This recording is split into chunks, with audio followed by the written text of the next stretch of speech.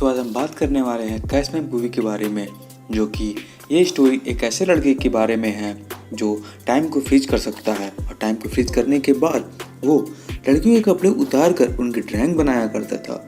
दोस्तों मूवी की स्टोरी बहुत ही ज़्यादा मज़ेदार होने वाली है, इसलिए हमारे चैनल के साथ बने रहिए और एंजॉय करिए। दोस्तों मूवी की स्टोरी स्टार्ट होती है और हम देखते हैं सभी बच्चे क्लासरूम में ड्राइंग बना रहे होते हैं एक नेक आदमी का, जिसमें से एक बच्चे का नाम बैन होता है और वो बहुत ही ज़्यादा अच्छी ड्राइंग बनाता है।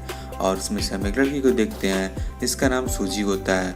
वो बैन से जल्दी ही उससे ब्रेकअप कर लेती है, जिसकी वजह से वो बहुत ज़्यादा सैड हो जाता है और दुखी हो जाता है, जिसकी वजह से वो कोई भी काम नहीं कर पाता था, किसी चीज़ पे कंसंट्रेट नहीं कर पाता था, न ही दिन और रात में सो पाता था। एक बार ये सुपरमार्केट में कुछ खरीदने के लिए जाता है और वहाँ पे लगे रिक्वायरमेंट का नाइट शिफ्ट का देखता है, इसकी वजह से बैन वहाँ का स्टोर नाइट शिफ्ट में ज्वाइन कर लेता है। और वहाँ पर 4 लोग और काम कर रहे होते हैं, जिसमें से एक लड़की थी और इसका नाम सैरन था, और वहाँ पर 2 लड़के और थे जिसका नाम मैट और बैरी था। ये लड़के बहुत ज़्यादा हरामी थे क्योंकि ये हमेशा एडल्ट टॉय लेडीज़ कस्टमर के बैग में रख देते थे और जब चेकआउट होता था तो कस्टमर उसे उठा कर देखते थे, पर कभी कभी कोई कस्टमर उसे खरीद लेते थे।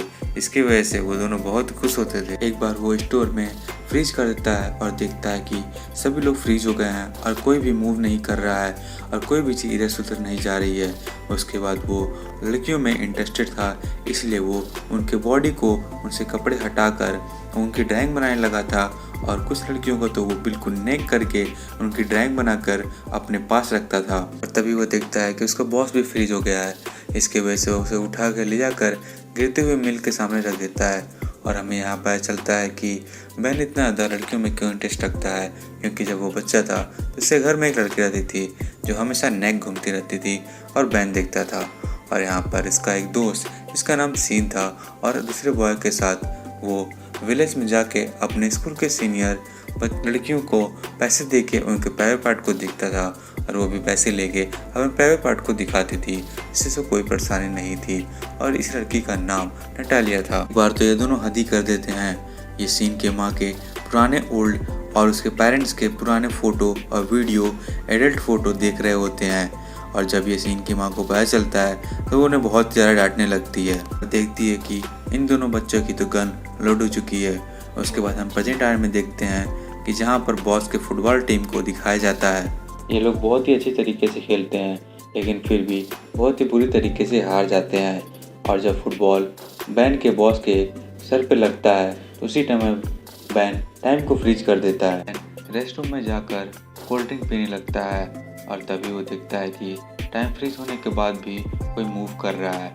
ये देखकर वो थोड़ा हैरान हो जाता है, लेकिन उसे समझ में आ जाता है कि टाइम फ्रीज होने के बाद भी कोई मूव कर सकता है। उसके बाद बाहर जाकर बैन टाइम को अनफ्रीज कर देता है, इसकी वजह से फुटबॉल आकर सीधे बैन के बॉस पर लग जाती है मुंह पर।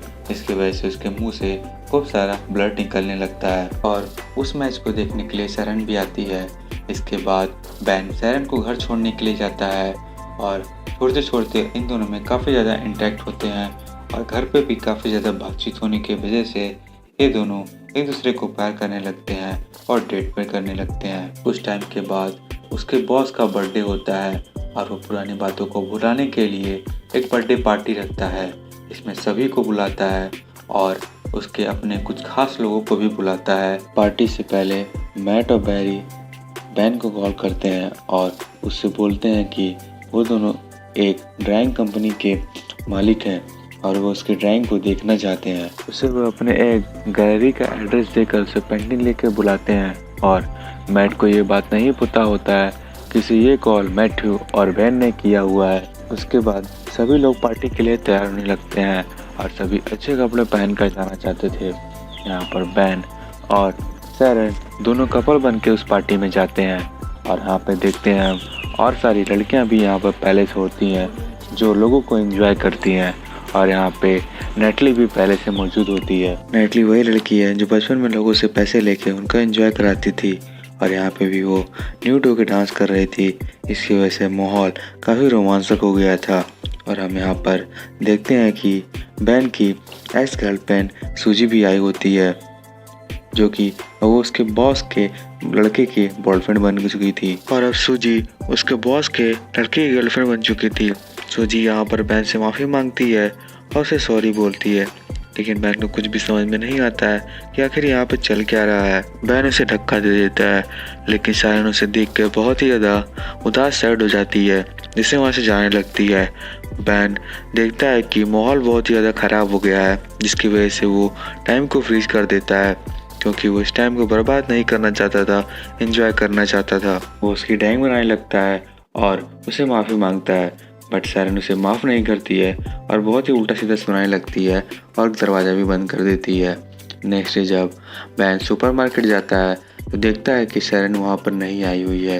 उसके बाद बैन उस एड्रेस पे पहुँच जाता है जहाँ पर मैट और उसके दोस्त ने बुलाया हुआ था और देखता है तो वहाँ पर उसका ऑनर होता है। वो उससे पूछता है कि आपने मुझे अपॉइंटमेंट दी थी, तो वो बोलता है नहीं, मैंने किसी को नहीं दिया था। लेकिन बहुत समझाने के बाद, बहुत बोलने के बाद वो उसको बैन की ड्राइंग दिखाने के लिए बोलता है। गैलरी का मालिक बैन के ड्राइंग को देखकर काफ़ी ज़्यादा इम्प्रेस होता है, इसलिए वो उसकी ड्राइंग को एग्जीबिशन में लगाने के लिए मौका देता है।